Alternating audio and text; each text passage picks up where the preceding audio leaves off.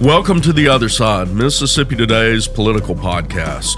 I'm Jeff Pender with Mississippi Today, joined here as per usual with my colleague Bobby Harrison. Hey Jeff, you have a good holiday? I did, Bobby. Good. I did. How about you? It was great. Good. We have a special guest today. It's Senator Dean Kirby. He is Mississippi Senate President Protem, which means he's the second in charge and two heartbeats away from serving as governor, as they say. Well, that's a scary thought. Is that a scary thought? Yes. Anyway, Senator Kirby, he is in his second term as pro tem, helping lead the Senate. He has served in the Senate from 1992 to present. And a fun fact we just learned, actually, moments ago, is the longest serving Republican in the state legislature in history.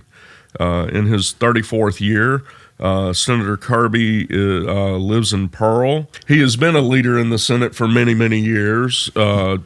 Previous chairman of finance, as I recall, chairman of public health, held many roles in the state Senate. And welcome, sir. Thank you for joining us. I'm honored to be here. I appreciate you having me. It's you're bringing back a lot of memories already, but you're right.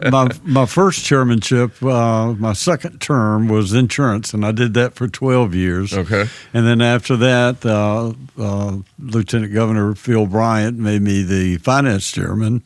I've been through 6 lieutenant governors. Oh, wow. Okay. And Eddie Briggs when I first came.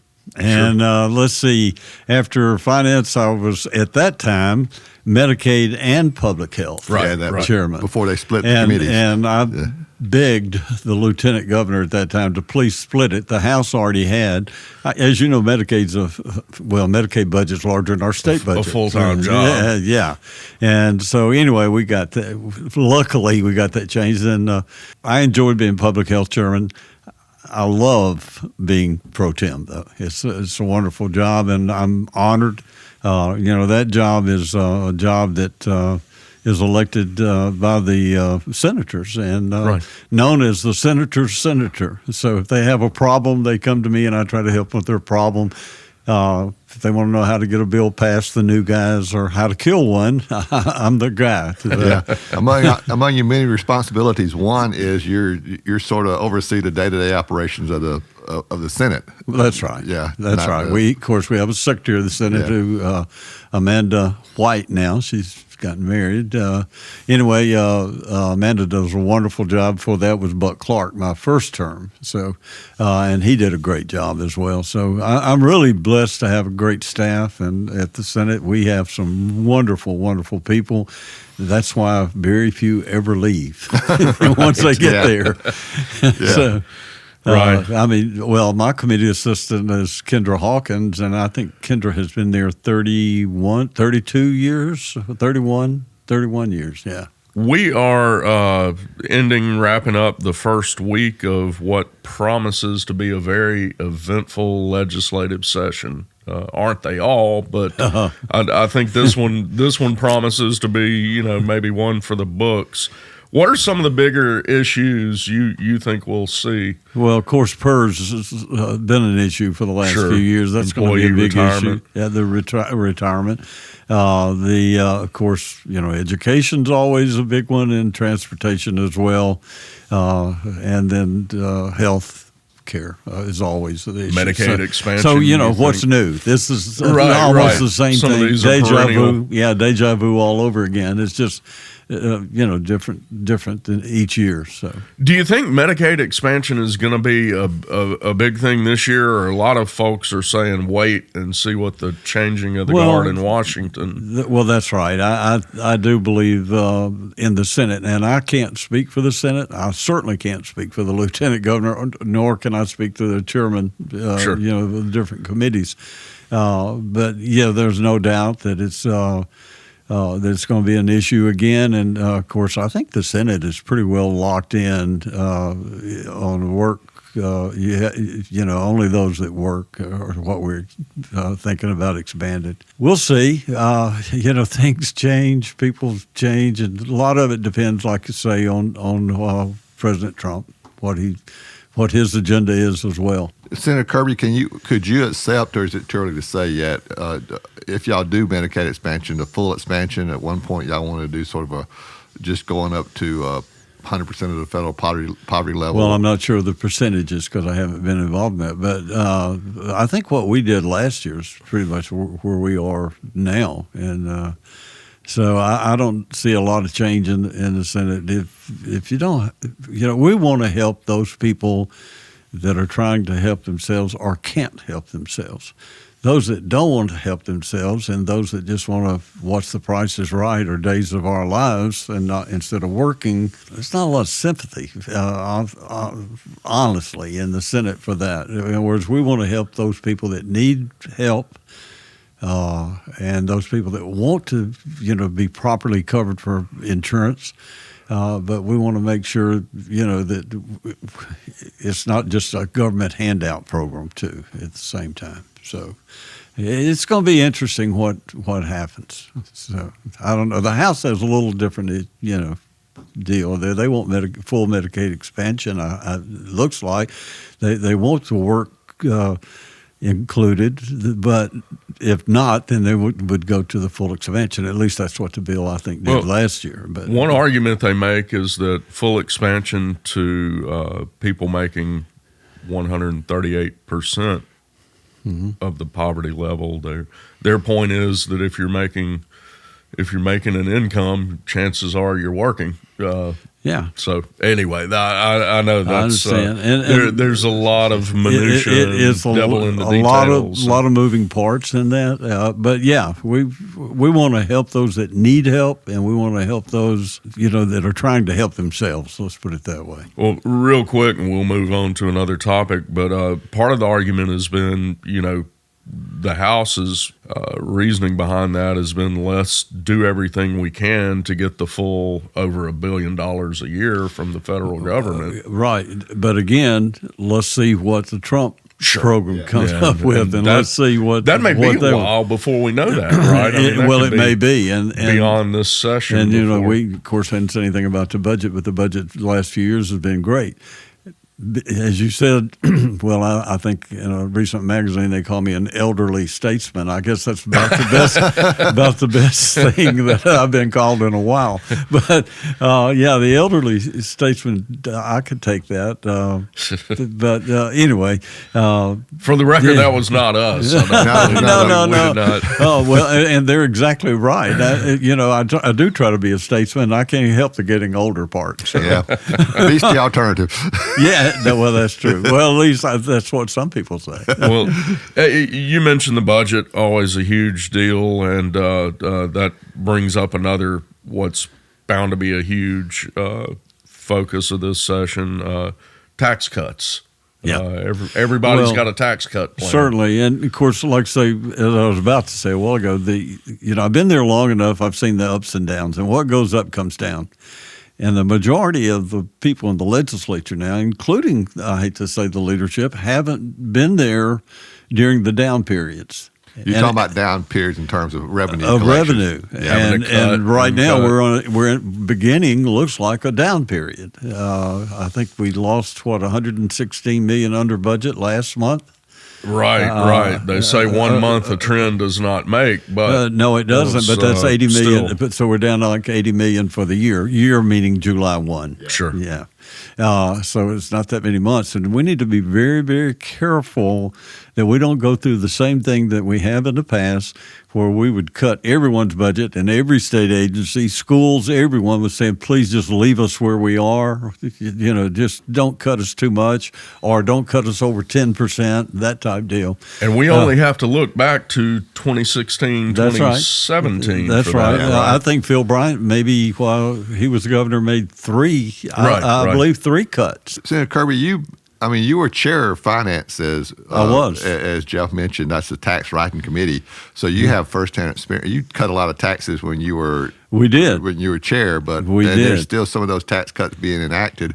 Yeah. We've y'all are talking about doing more. Sure, we could still being phased in. Inventory tax, corporate taxes more than once. Wow, what all have we cut? Corporate taxes, income tax, many sales tax exemptions. A lot of sales tax exemptions for new projects. So we've given a lot of property, incentives, and we've done a lot of things to help the state and help it to grow. But you need to be very conscious of the future when you do those things. And when we were making some of those cuts when I was there as far as finance chairman, we didn't have any money for appropriations, and people were fussing about all the bonds that we were doing. But unfortunately, we had to do the bonds because we didn't have any money. And, as I said at the podium one time, it's amazing that people send their kids to college and they expect their kids to have heating and air conditioners. They like to have roofs that don't leak on those computers that they have there. And be able to drive on the roads. Be able to drive on the roads and those type things. So we had no choice but to do the bonds at that time.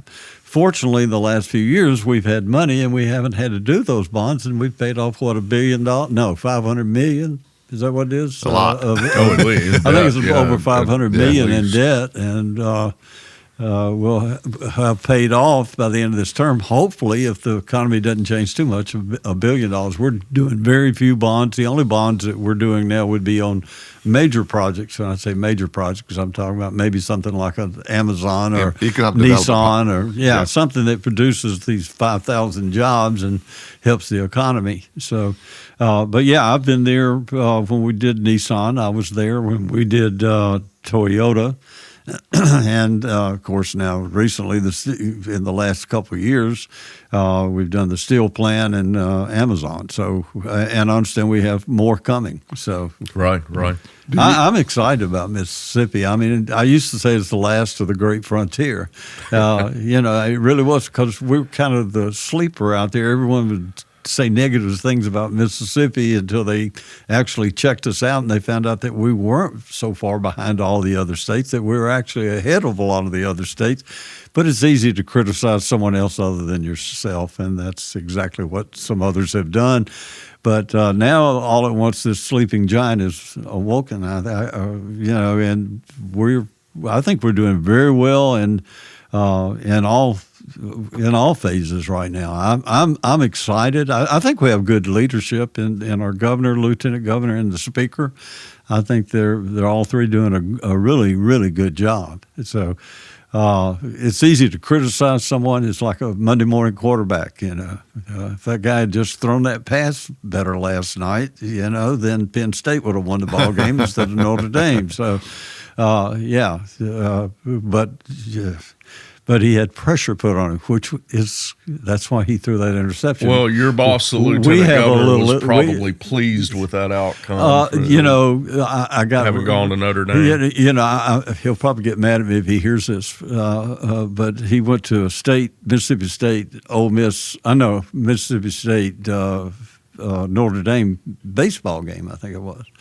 And they tell me that he had a Mississippi State shirt on and a Notre Dame cap on, and someone asked him why, and he says, "Well, the Mississippi State shirt gets me votes.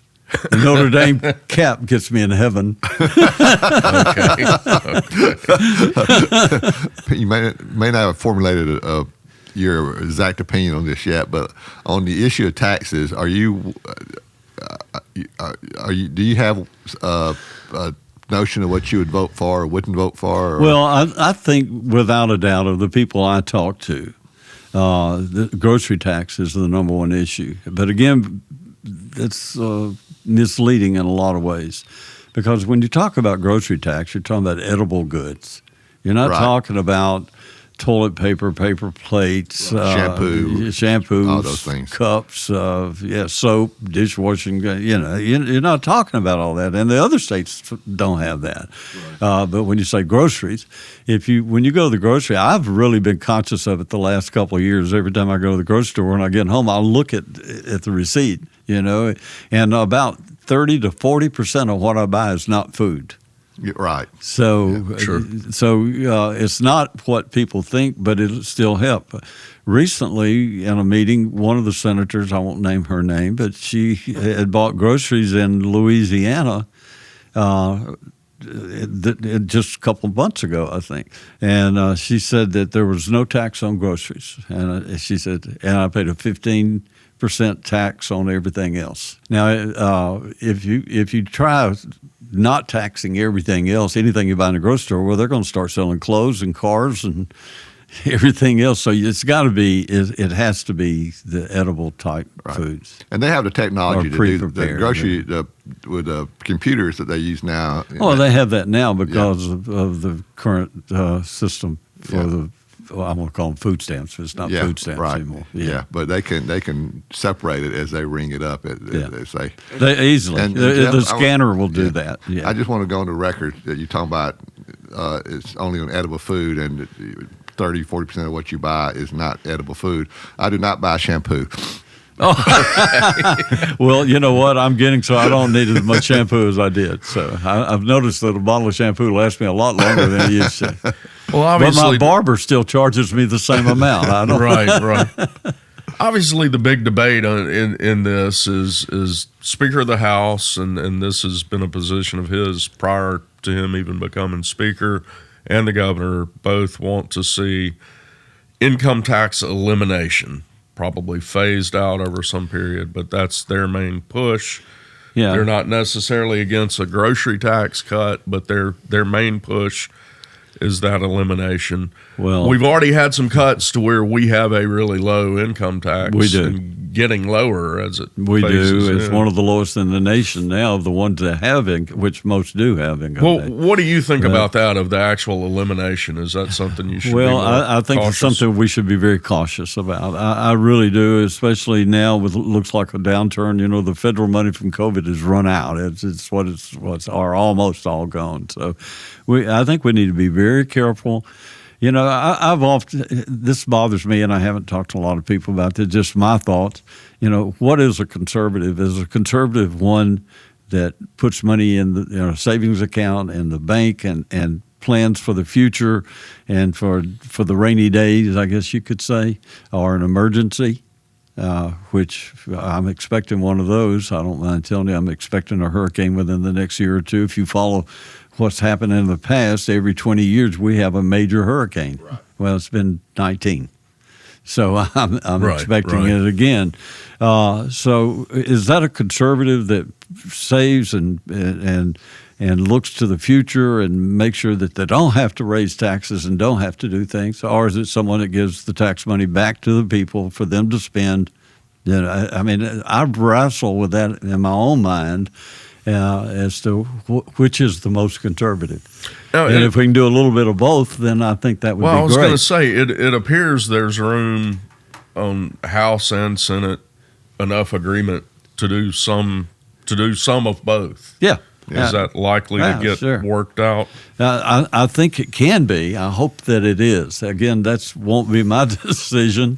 Hopefully I have a little input in it, but definitely have a vote on it. So, but yeah, I think we need to not go crazy one way or the other. Yeah, I think we need to be middle of the road, be conservative, make sure that we're planning for the future and taking care of the people that sent us there. So, y'all passed legislation to reduce the income tax to a flat 4% rate over a period of time on taxable income, and Lieutenant Governor Hoseman has proposed phasing that on down to 3%. Yes, on tax. Over a period of time on taxable income. Years, then after that, and I think phasing in, like he's talking about, is the only prudent way to do it.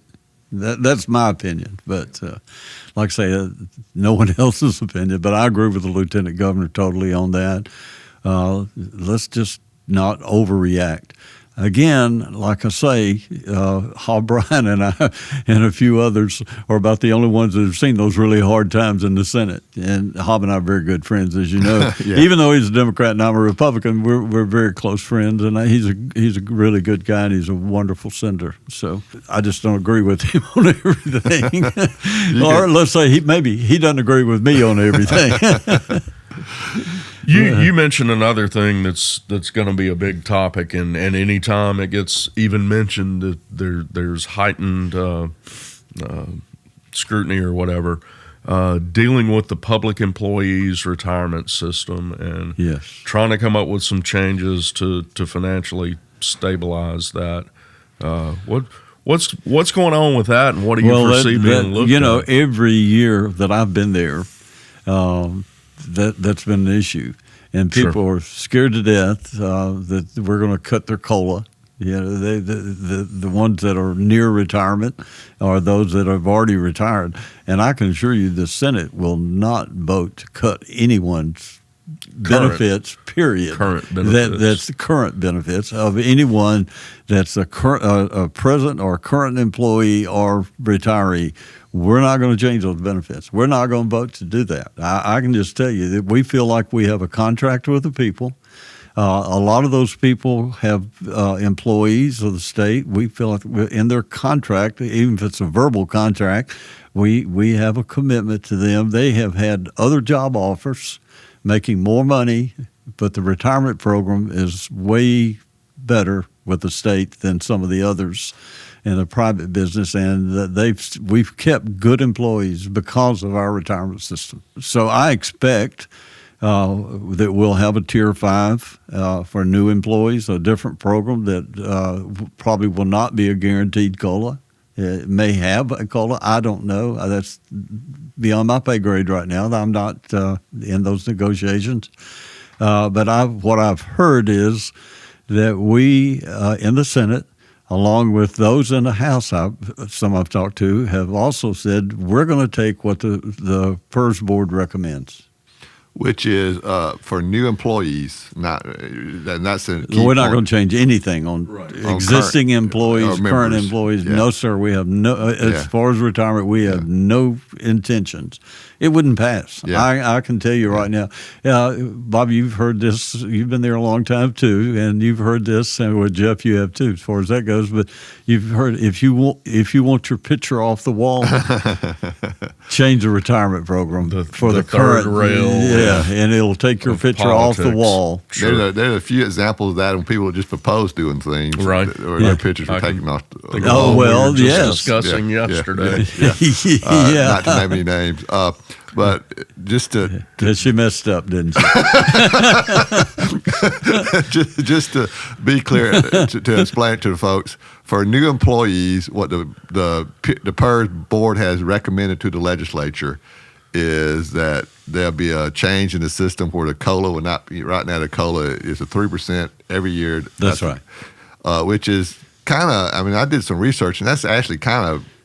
Some years inflation is more than that. Some years it's less than that. But on the average, 3% is about what it is. Yeah. But for new employees, it costs the state a lot of money. Yeah. But like I say, it does keep employees too.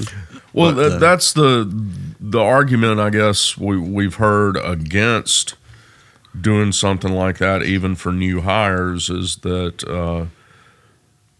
You do that, and suddenly it's harder to get new hires. It's harder to keep employees. Well, and it is. And then you have less people paying into the system. Well, that's true. But I understand they have that all worked out, so the retirement should be equal to what they're getting now. It'll just be a different formula, basically.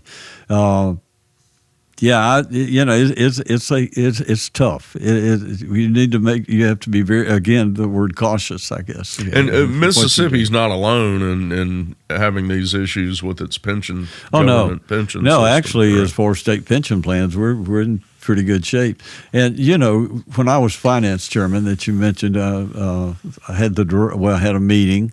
During Haley Barber's time as governor, and because he was seeing that it was headed downhill, which it has. Yeah, he created a commission to study He did, and I was on the select committee or whatever it was, and he saw it then, and we all see it. We know that we can't continue as it is.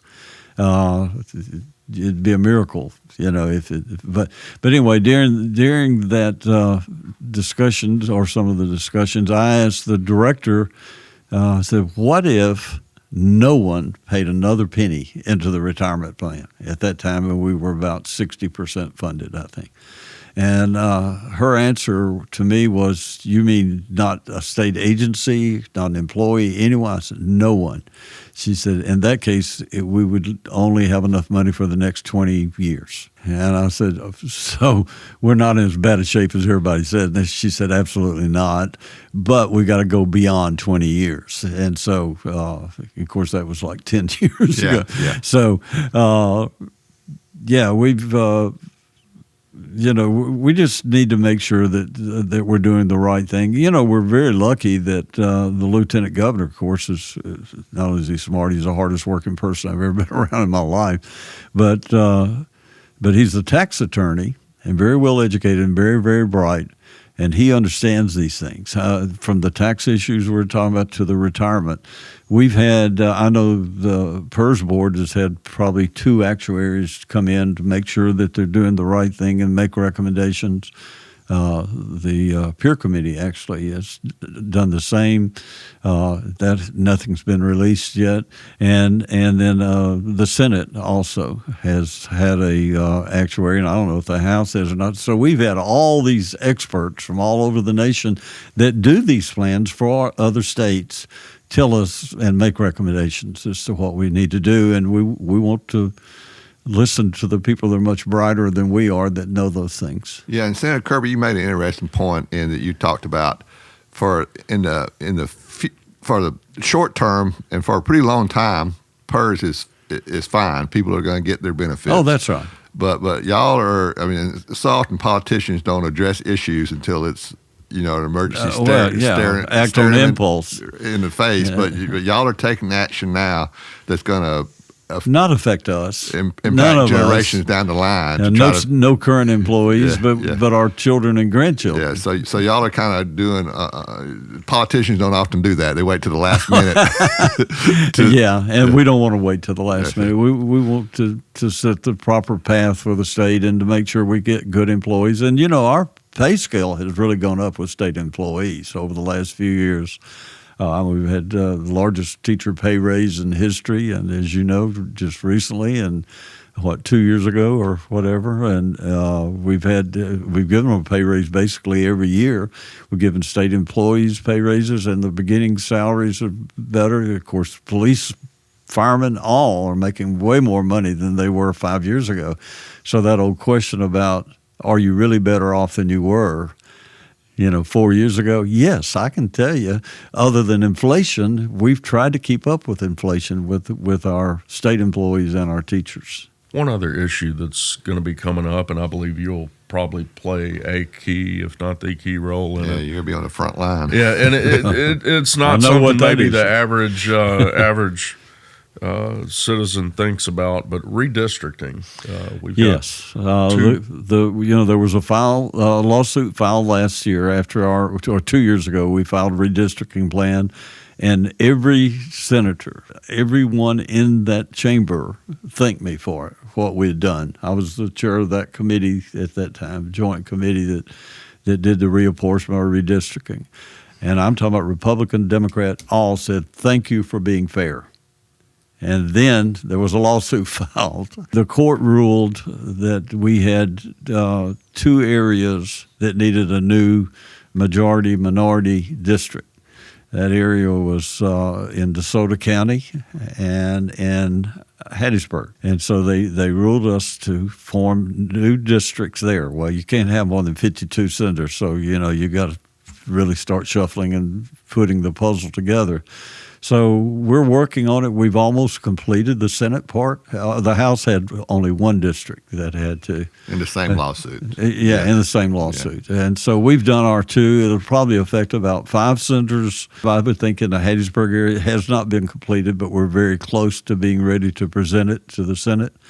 But 5 in the Hattiesburg area because of the new district in Hattiesburg. And then could be 6 or 7 in DeSoto County, I would think, that are going. And we're talking about these will be extra new special elections. We'll have an election this year. This year? For those people in the DeSoto County area and the Hattiesburg area. So you're talking about roughly 15 Senate seats that could be up for re-election this year. Shouldn't be maybe 13. Yeah, well, You're close. I said roughly. Yeah. And then 12 or 13. Couple in the House, probably. Yeah, I think there would have had 3, but I understand we had a House member that passed away in that particular district that you're talking about. So there may be only 2 or 3 there.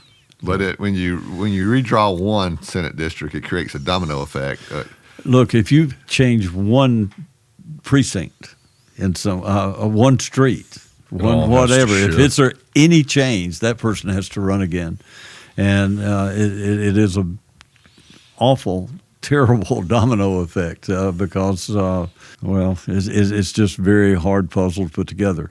But I've met with all but, let me think, 2 senators and gone over what proposal that the puzzle that I've put together, and they're all upset because they have to run again, and they thought they had a really good district. Obviously, they should think they had a good district. They won in that district, so but they're all upset because of the fact they have to run again, and they didn't think it was necessary. And I agree with them 100%.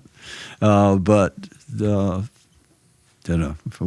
that's what the courts ruled, and I 3 things I wanted to do when I found out, when I was told that I was going to be the guy that did the map.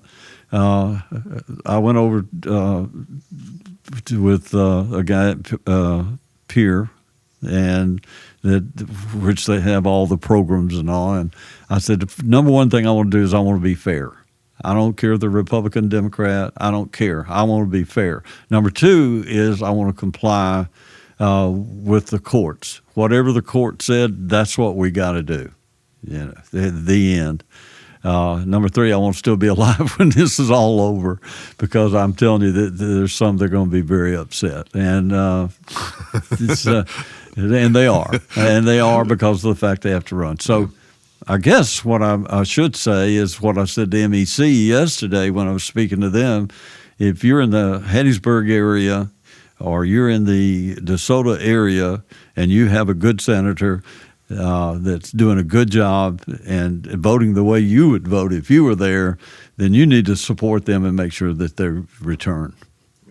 And Senator Kirby, I don't know if we pointed this out at the beginning, but just to be clear, a federal judicial panel ruled that because of Mississippi's population, the state needed more Senate districts with majority population. Yeah. And that's what you're saying.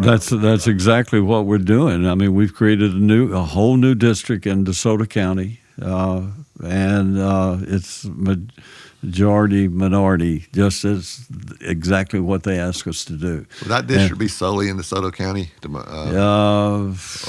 Let me think a minute. I think it is. Okay. It may touch another county, but I think it's all DeSoto. So, yeah, and in the Hattiesburg area, unfortunately, we had like 4 senators that touched Hattiesburg, city limits. Yeah. And so, and the numbers don't work if you try to do just Hattiesburg, so it's got to go out. So one of our senators will be in the new majority, that's a Republican now, will be in a majority-minority district. Senator, we could easily go on and on with all the things you'll be involved in just this session, and we truly appreciate you. Thank you. Appreciate you giving us this update, and we'll go ahead and ask you if we might can just make a plan to have you back soon. Well, thank you. Update. Yeah. Well, I appreciate what you guys do and how you inform the people, and you do it fairly, and I appreciate that. Well, again, Senator, we appreciate this and look forward to having you back for an update early. Well, thank you, and I appreciate the invite to come back. I'd love to do it. Thank you. Thank you, Senator Kirby. We'll hold you to that.